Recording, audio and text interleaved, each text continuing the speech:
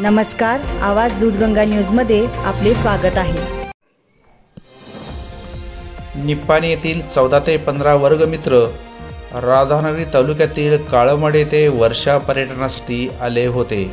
त्यातील गणेश चंद्रकांत कदम वय 18 या युवकाला पोहता येत नव्हते, तरीही तो काळमवाडी धरणासमोरील दूधगंगा नदी पात्रात उतरला।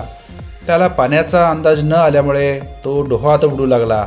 ते पाहून त्यांच्या गाडीचा चालक प्रतीक पाटील वय 22 हा त्याला वाचवण्यासाठी गेला असता तोही पाण्याच्या प्रवाहात बुडून वाहून गेला। ही घटना आज दुपारी 12च्या सुमारास घडली।